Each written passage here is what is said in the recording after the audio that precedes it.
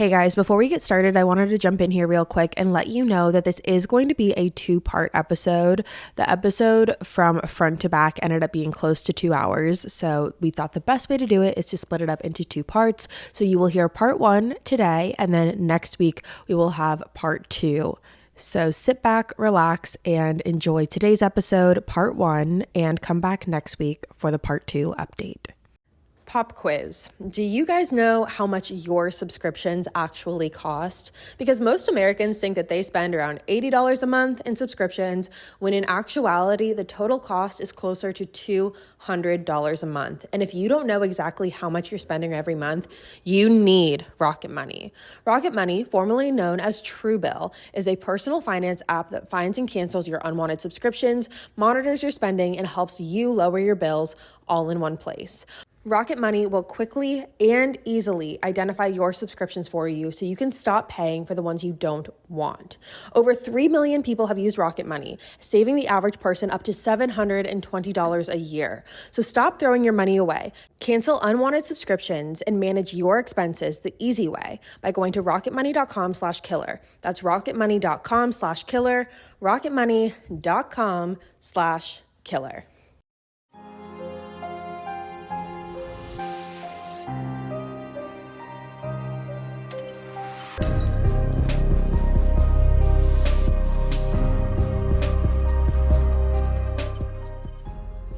Hello, you guys. What is up? Welcome back to another episode of Killer Instinct. Thank you so much for joining me today. If you are new here, hi, my name is Savannah and I am your host of Killer Instinct. Before we get started, make sure you go ahead and hit that subscribe button. That way you never miss an episode. We post weekly on the podcast every Wednesday and you are not going to want to miss it.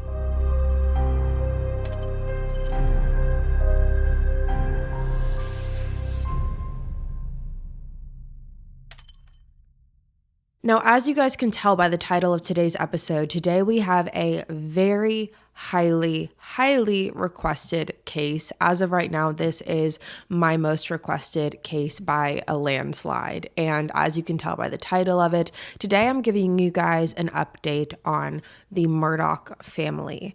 Now, I do want to mention that I have done two other episodes about the Murdaughs and everything that's been going on surrounding them. So if you are not caught up on this case, or if you want, more detail on the backstory of this case, because a lot of what we're talking about today revolves around the trial that is currently taking place, I am going to give you a little summary of, everything that led us up to now. However, if you want the more detailed versions, I highly recommend going back and watching both of those episodes, or at least watching the one that I posted in October of 2021. That way you can get a better understanding as to the details that led us to where we are today. Like I mentioned, I have been following this case from the very beginning, ever since this first happened, and there's been so many new developments in this case. To follow this case is absolutely crazy because it truly feels crazier than a movie. Like, the things that are happening in this case, what we know about this case, it doesn't seem real. It's absolutely mind-blowing. And I was a little nervous, I'm not going to lie, to, take on another update of this case, just because things are constantly changing, constantly evolving in this case. There's always new information that is being released to the public. However, because it was so highly requested by you guys, and because I have followed this case forever, and I still currently am, I thought that this would be a good case to cover today, just to kind of catch you guys up on where we're at in this trial. And I will say that there is no possible way that I could sit here from start to finish and give you every detail of the trial. I think we would probably be here for several days, but I did think that this would be a good overview as to what we now know and where we are going moving forward with this, because there has been a lot of new information that has been released. And as of right now, I am filming this episode on February 26th, which means that we are in week 5 of the trial. Week 5 was just completed. We are about to start week 6 tomorrow. So the trial is not over. However, there has been a lot of developments in the trial thus far, and I thought that this would be the best case to cover today. So how I'm going to go about this case, and I know I'm giving you a very long intro, but please bear with me. How I'm going to go about this case today is we're going to talk about the summary of the events that happened leading up to the murders on June 7th, 2021. We are going to discuss the murders on June 7th, 2021. Then we are going to get into the trial and the main takeaway points from the trial that have occurred. So that's how we're going to do this today. And if you're unfamiliar with anything that I am talking about right now, I am referring to on June 7th, 2021, when mother and son, 52-year-old Maddie Murdaugh and 22-year-old Paul Murdaugh, were found shot dead at the family's home in Islandton, South Carolina. Now, when this case first occurred, when these killings took place, everyone was absolutely shocked because on the outside, it seemed like such a brutal and senseless killing to a very undeserving family. However, as this case started to get uncovered more and more, the public learned that the Murdaughs had a lot of alleged family secrets. Now, to give you a little bit of a background on who the Murdaughs are a very prominent family, and it is a name that holds a lot of weight in the town of Hampton, South Carolina. Hampton is a very small town. It is a town where everyone knows everyone, and it is described as a place that no one goes to unless you live there or you are from there. So that is how it's able to maintain its tight-knit community, because it is a place where everyone lives and grows up together. From 1920 to the year 2006, 3 members of the Murdaugh family were serving as the district attorney that was in charge of prosecuting all criminal cases in its jurisdiction. So everything from civil cases to bigger criminal cases, the Murdaughs really were the law in Hampton, South Carolina. That name held a lot of weight all the way from 1920 to where we are now in 2023. The Murdaugh family also founded a very prominent and well-respected law firm in Hampton, South Carolina, and there is a long lineage of Murdaughs who served as the district attorney that got passed down from 3 generations, again from 1920 to 2006. Now, the family unit that we are going to be focusing on today consists of Alec, Maggie, Buster, and Paul Murdaugh. And it was Alec's family that had the lineage of being the solicitor in Hampton. It was his great-grandfather, then it was his grandfather, then it was his father. And it did get passed down to him. However, Alec decided to take a little bit of a different route. In 1994, he graduated from law school and decided that he was going to open up his own private practice in Hampton, South Carolina. Now, on the outside, this is a very picture-perfect family. It is your all-American family. They had multiple houses. They had a hunting house. They had a beach house. They had their main house. This was a family that was very prominent, a family that had a lot of wealth, and a family that had a lot of power. However, this is also a family that is allegedly linked to a lot more deaths than the average family would ever see in their lifetime. So now I'm going to take you through the summary of those deaths. And that all begins in 2015 when a high schooler named Stephen Smith was found dead in the middle of the road in Hampton County. Now, originally, the case was ruled as a hit and run after Stephen was found to have died from blunt force trauma. However, after Stephen's death, there were many rumors that began floating around Hampton about how Buster Murdaugh and Stephen Smith were having a romantic relationship. And again, this was all rumor, this was all alleged. However, this was the same story that police were getting from multiple people. So everyone that they talked to in the town, everyone that would come to them with information would always say that they heard from a friend of a friend or they heard from someone else that Buster and Stephen were in a relationship with each other. Now, people who knew the Murdaughs said that more than likely Alec and Maggie Murdaugh would not have been supportive if one of their children came out as gay. They didn't think that Alec and Maggie would necessarily be a very good support system if that were to be the case.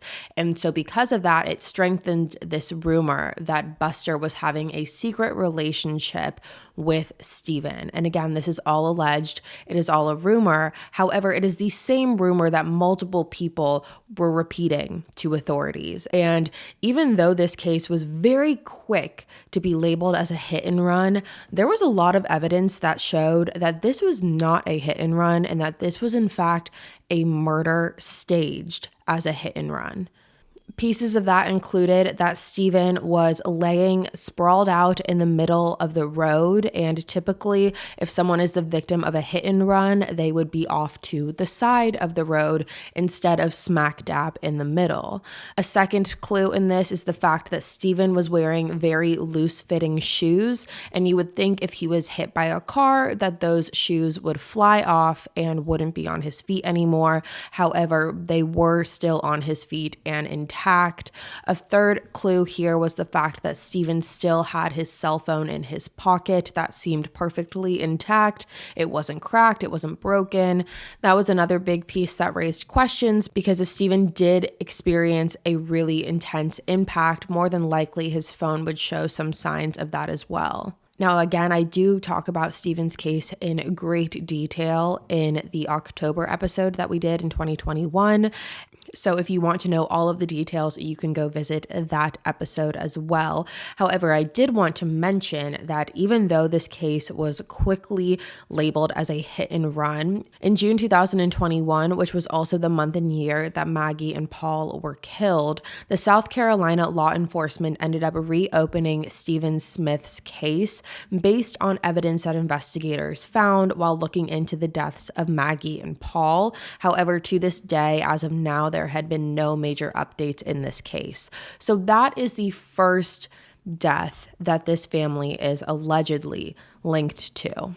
Pop quiz. Do you guys know how much your subscriptions actually cost? Because most Americans think that they spend around $80 a month in subscriptions, when in actuality, the total cost is closer to $200 a month. And if you don't know exactly how much you're spending every month, you need Rocket Money.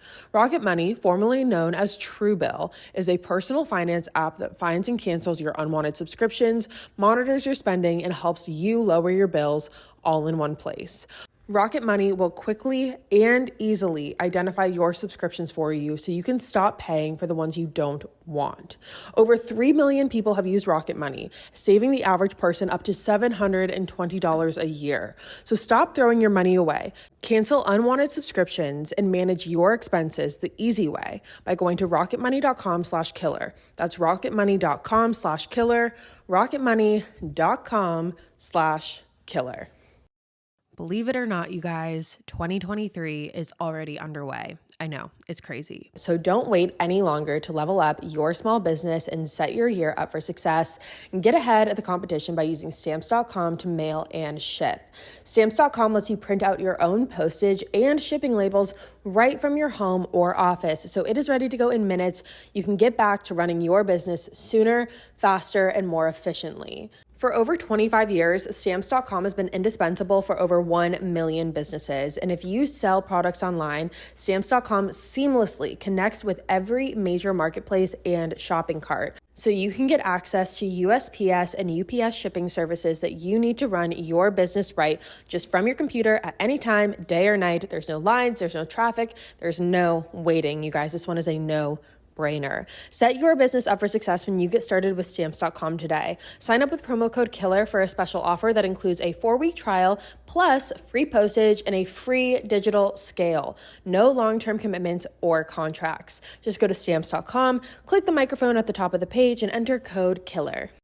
So now we move on to February of 2018, and in early February, the Murdaugh's longtime housekeeper, a woman named Gloria Satterfield, had tripped and fell down the stairs at the Murdaugh home and hit her head. She went to the hospital and was treated for a head injury. However, she ended up passing away several weeks later on February 26th as a result of the head injury from complications. There was no autopsy performed, and her death death certificate states that she died from natural causes. Now, people have questioned Alec Murdaugh's behavior when it comes to Gloria's death.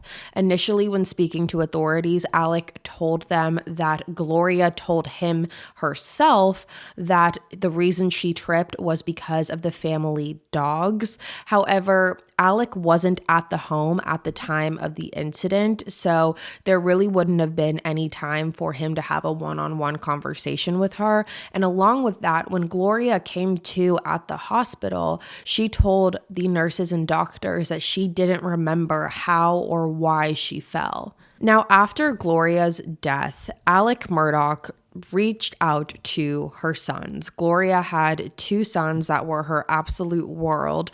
And according to her sons, Alec said that he was going to take care of them. He was going to file an insurance claim. That way they could get settlement money that would help set them up for their future. However, instead of giving Gloria's sons that money, Alec and his attorney allegedly conspired a deal to steal that money by diverting it into Alec's bank account instead of Gloria's son's bank account. Once this money was transferred into Alec's bank account, he really wiped his hands of Gloria's sons for good. He never told them about money. He never updated them about the settlement. And we're talking about massive amounts of money. I'm talking multi-million-dollar settlements. So Alec was the one to receive that money. And in September of 2021, authorities announced that they were going to be opening a criminal investigation into Gloria's death. And in June 2022, authorities received permission to exhume her body in order to continue the investigation. However, there has been no updates on this as of right now. Now, a lot of people have theorized that Alec completely made up this story that Gloria told him that the dogs made her fall. A lot of people have actually said that they believe that Maggie Murdaugh or Paul was the one to push Gloria down the stairs and make her fall. People who knew the family personally said that Paul and Gloria had a very close mother-son relationship, and that Paul was a little bit more of the black sheep of the family, and Gloria really took him under her wing and was much more of a mothering figure. So based off of that, most people have said that there is no way that Paul would ever, intentionally try to hurt Gloria. And again, this is all speculation. This is all just alleged. There has never been anything that really links foul play to Gloria's death. However, it is another incident that has happened connected to the Murdaugh family. So those are the first two. We've talked about Stephen, we've talked about Gloria. Now we're going to move on to probably what is the most prominent case that is connected to this family other than the murders of Maggie and Paul, and that is the death of Mallory Beach. On February 24th of 2019, Paul and several of his friends decided that they were going to get together one night and get on their boat and go out to an oyster roast party. There were 6 people in total on this boat, and it was Paul's family's boat. So you had Paul and his girlfriend at the time, Morgan. You had Paul's friend Connor and his girlfriend Miley, as well as Connor's cousin Anthony and his girlfriend Mallory. Now, the 6 of them, that was pretty much a friend group. Like, they were the 6. That was their solid core friend group. They all were coupled up with each other. Connor and Anthony are actually cousins. So the 6 of them were incredibly, incredibly close. Now, on the night of February 24th, everyone met up at the Murdaugh's River House and spent several hours drinking there and partying before deciding to get in the boat at around midnight and go off to attend this oyster roast party. Now, the reason that they took the boat and did not drive is because there were several traffic stops that night being held, and Paul decided it would just be easier to drive the boat there instead of having to worry about the traffic stops. And going on the boat was something that all of them loved to do. This was a very common activity. In the South, it's very common to get on the boat and go out to the lakes or the rivers.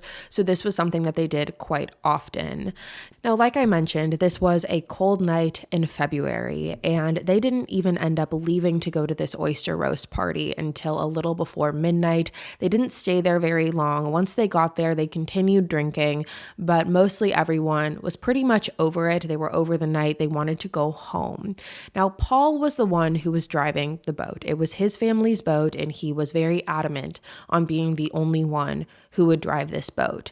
Now, when they got back into the boat to start heading back towards the river house, Paul decided that he was not done drinking for the night. Instead, him and Connor decided that they wanted to stop off in downtown Beaufort before heading back home. That way they could go to this little bar that was there and have a couple more drinks. They stopped off in downtown Beaufort at approximately 12:45, and Connor and Paul were actually the only ones that went to this bar. No one else that was on the boat was into the idea of drinking anymore. They just wanted to go home. They were cold, it was late, and they were ready to call it a night. However, again, Paul had different plans. At approximately 1:15, everyone returned back to get on the boat, and according to everyone else who was on the boat, everyone had pleaded with Paul to not drive. At this point, Paul was noticeably intoxicated, and when Paul got drunk, according to his friends, they had given him a nickname when he surpassed a certain level of intoxication, which they called Timmy. And according to his friends, Timmy was aggressive, Timmy was obnoxious, Timmy was not someone that you wanted to be around. And so when, as they said, Timmy started to come out, everyone decided that it would be best for Paul not to drive the boat. However, when everyone suggested this, Paul responded by getting very aggressive. He started yelling. He started telling everyone to leave him alone. He was using profanities. He just did not take that suggestion very well. And mind you, this whole conversation was happening while Paul was already driving the boat to go back to the river house. Everyone on the boat was suggesting that Connor drive or Anthony should drive. However, again, Paul shut those ideas down very, very quickly and very aggressively. While he was driving the boat, he actually ended up going back and forth from the steering wheel to where his girlfriend Morgan at the time was sitting at the front of the boat. He went up to Morgan, and according to Morgan, he was yelling at her, asking why he didn't have her back. And Morgan said that she wasn't going to support Paul when he was acting like this and support him driving while he was this intoxicated. And at this point, everyone on the boat witnessed as Paul slapped Morgan across the face. When this happened, it was a very sobering moment for everyone on the boat, and they quickly realized that they needed to get back as soon and as safely as possible. However, it was at that point that Paul grabbed the steering wheel and the accelerator on the boat more erratically, and at approximately 2:20 a.m., the boat crashed into the Archers Creek Bridge when they were riding down the Beaufort River. When the boat hit the bridge, Mallory, who was sitting on the back of the boat with Anthony, was thrown off of the boat and into the water. Now, Anthony came up to the surface after being thrown into the water. However, Mallory did not.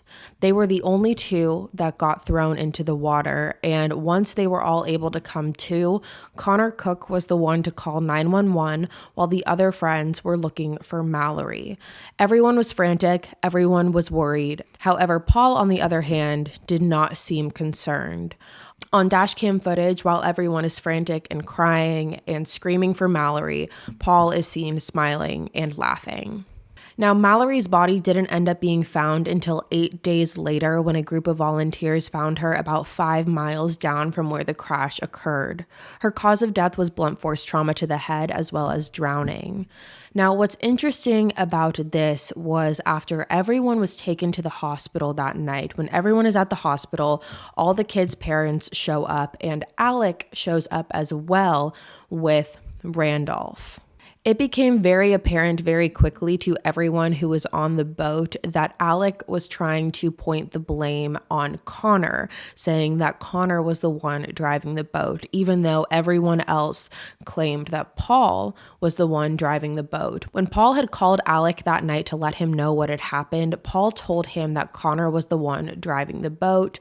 And whether Alec believed that or not, that was the story that Alec tried to push onto police and onto Connor's parents. He was the one that called Connor's parents and let them know what was going on.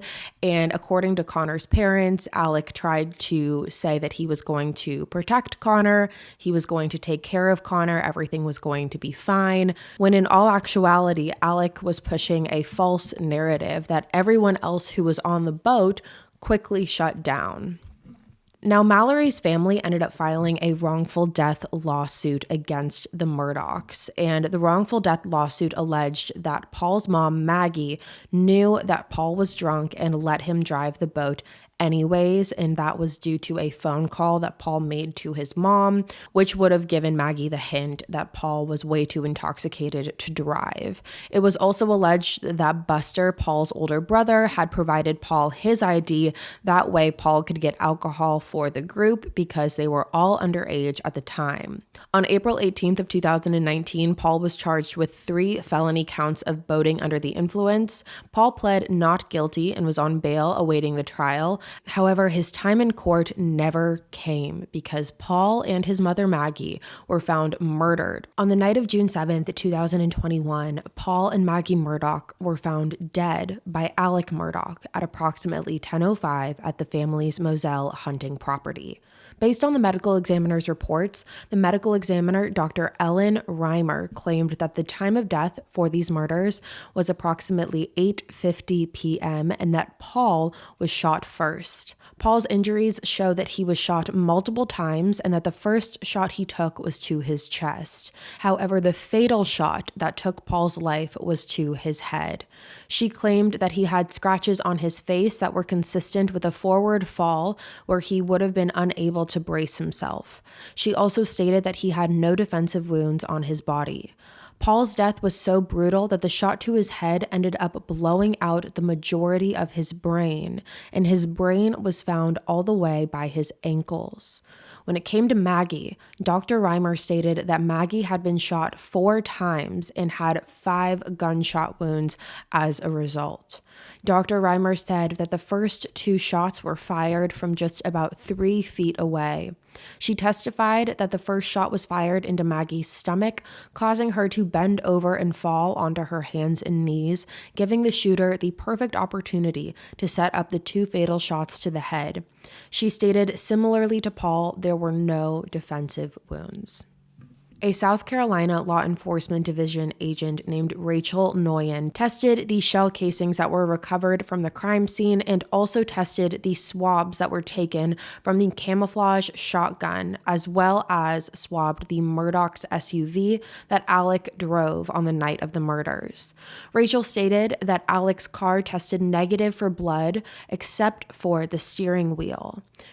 When testing the DNA on the steering wheel, the DNA analysis came back as likely being a mixture from both Alec and Maggie Murdaugh. There was also questions that came into play that revealed that Maggie had an unknown male's DNA underneath her fingernails. However, another forensic examiner claimed that it's, quote, possible that somewhere at the nail salon that she went to earlier that day, Maggie could have picked up DNA under her fingernails. Now, as far as the murder weapons go, there were shell casings, as I mentioned, and they belonged to 2 different types of weapons. The first being an SMB 300 blackout rifle, as well as a Federal Premium and Winchester 12-gauge shotgun. And interestingly enough, both of these weapons actually belonged to the Murdaughs. Now, when this murder took place, it absolutely shook everyone in the town of Hampton. Everyone thought that there was a killer on the loose, and initially, police couldn't tell whether or not this was something that the town had to be worried about, or if this was a targeted attack. Based on the Murdaugh's history that I just explained to you, there was a lot of speculation on who could have done this and why. Initially, there were a lot of talks about this being an eye for an eye situation. The public thought that whoever did this could have been upset about one of the 3 previous deaths that I just mentioned and wanted to go after the Murdaughs themselves. And in true crime, we always talk about how the victim never had any enemies and that who would want to do this to such an undeserving person. However, that was not the case for this family. The Murdaughs had a lot of enemies. There were a lot of people who did not like them. However, over time, this theory that Maggie and Paul's murders were committed by someone who wanted revenge on the Murdaughs, that spotlight began to shift, and people started to theorize that the killer could have actually come from the inside of the family's own home, specifically Alec Murdaugh. Now, something that we didn't know at the time of these murders that we do know now is that Alec Murdaugh had actually been stealing money from his clients and his law firm for over 10 years. And on the day of June 7th, 2021, Alec was confronted by the chief financial officer at his private practice. This is a woman named Jeannie Seckinger, and she started working for the firm in 1999. Jeannie and Alec had grown up together. They were very close. Everyone in Hampton was close. And Alec's firm was described as a brotherhood. It was a family. So everyone who worked there was very close with one another. However, things started to get a little bit questionable when Jeannie got an email from one of Alec's paralegals saying that she needed to speak with Jeannie privately.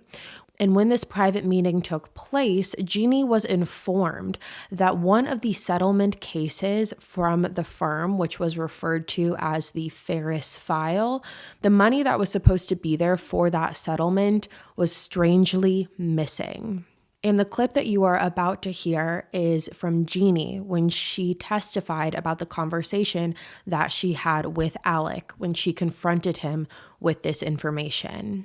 So the next thing that happened was on on June 7th, I went looking for Alec. Let me slow you down. On Monday, June 7th? Yes. What year? 21. June 7th, 2021. What happened? Went to look for Alec, and when I got upstairs, he was standing outside of his office leaning on a file cabinet, and he looked at me with a pretty dirty look, one I'd not seen before, and said, "What do you need now?" Clearly disgusted with me, which kind of raised my hackles. So I said, "Well, let's go in your office and talk about it." When we went in his office, I told him, "I have reason to believe that you received the Ferris money directly to you, and you need to prove to me that you did not." And he assured me again that the money was in there.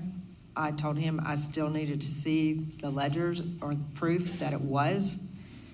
Again, he told me the money was in there, that we could get it any time. Said he was trying to leave it in there to decide what to do as far as structuring some more money or putting more money in Maggie's name. Right. You asked him for proof, is that correct? Yes. Proof that he didn't have that money? Yes. Were you able to complete that conversation on the morning of June 7th, 2021? It was actually the afternoon of June 7th. Afternoon. But no, we were not able to complete it. During the middle of our conversation, he took a phone call, and the call was saying that his father was in the hospital and that there was nothing more could be done and he was terminal. So at that point, I've known Alec since I was 16 years old, known the family forever. It turned into a personal conversation about how's your dad doing, how's everything doing, what's going on. And I basically thought he was leaving to go to the hospital to attend to his father, so I left the office at that time, and we did not discuss the money anymore. So as you can tell, Jeannie explains that she confronts Alec about the missing money. However, Alec gets a phone call in the midst of this conversation and learns that his father is terminally ill and ends up leaving the building. Now, Jeannie also states that she assumed that he went to go see his father when he left. However, fast forward several hours later, and Alec's wife and son are ended up murdered at their own home. So when this information became public knowledge and when the police learned about this information, the theory that this could have been an eye for an eye situation, someone who wanted to get revenge on the family, this theory began to shift, and people started to believe that Alec could have potentially been so overwhelmed and so caught up in his lies with the money laundering and money stealing that he was doing that he decided to shoot his wife and son in order to gain sympathy and distract the company from pressing charges against him. You said this law firm is like a brotherhood, correct? That's correct. Did everyone rally to Alec's aid? We did. Nothing happened that week at work. Everybody spent time with Alec, trying to support him, bringing family meals, attending the funerals, so nothing happened all week. After the murders happened, was anybody at all concerned about getting the proof for those missing fees after those murders happened at that point in time? We weren't, because we were concerned about Alec. He wasn't working a whole lot. He was erratic. We knew he was taking pills. We were just worried about his sanity, so we weren't going to go in there and harass him about money when we were worried about his mental state and the fact that his family had been killed. It just wasn't even on our mind at that point. So based off of Jeannie's testimony right there, she explains that when this happened, the whole office understandably laid off Alec when it came to the accusations about him stealing money. And for Jeannie to say this, it definitely helps the prosecution's theory, because the prosecution's theory this entire trial has been that Alec was trying to distract from the fact that he was stealing money by shooting his wife and child. So for Jeannie to openly say this and confirm that the whole firm basically just let it go for a little bit, for at least, a week, week and a half, 2 weeks, it definitely strengthens the prosecution's theory. So now if we're looking at the timeline, you have June 7th being the night that Maggie and Paul were killed. Fast forward several months later, on September 3rd of 2021, Alec Murdaugh announces that he is resigning from his law firm.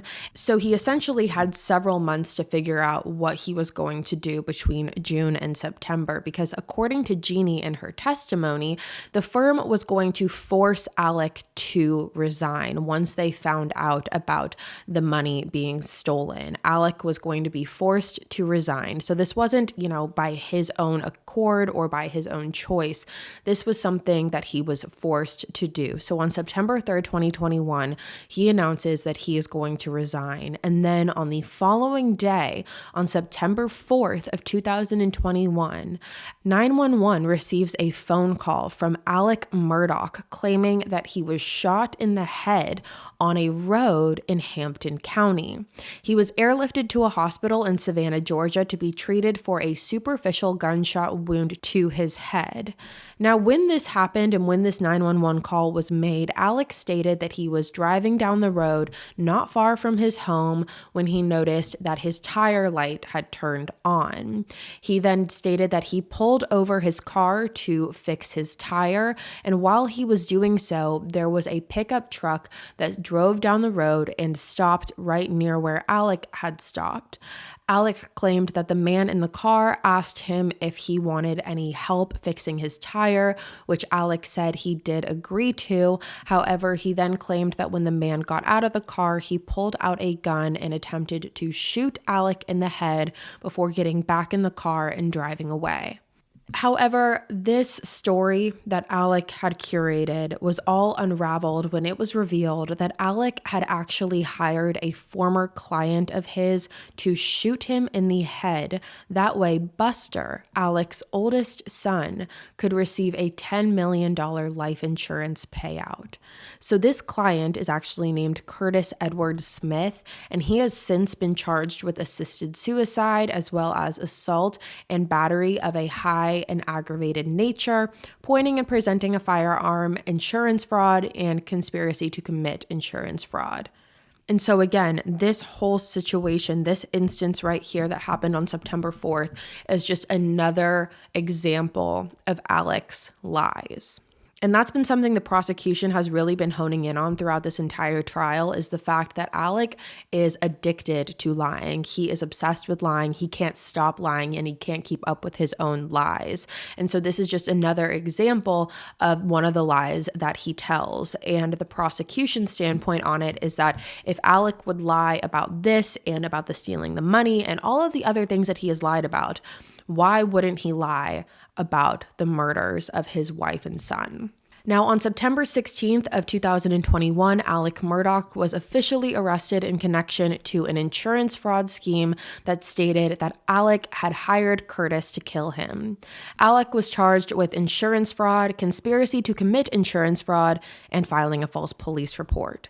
By November of 2021, it was reported that there were 5 indictments with a total of 27 charges against Alec Murdaugh that would allege that he defrauded and laundered close to $5 million from his firm. And this does not include the alleged checks that Alec had also been giving out to his friend Curtis that totaled about $2.4 million. And it is believed that these checks that Alec was giving Curtis were financing Alec's opioid addiction. But everything changes on July 14th of 2022 when Alec Murdaugh is indicted on 2 counts of murder for the killings of his wife and son, Maggie and Paul Murdaugh. And with that being said, you guys, that is all for me today. Thank you so much for tuning in to another episode of Killer Instinct. If you're new here, hi, my name is Savannah and I'm your host of Killer Instinct. Again, make sure you go ahead and hit that subscribe button. That way you never miss an episode. We post weekly on the podcast every Wednesday and you're not going to want to miss it. Stay safe. Bye, guys.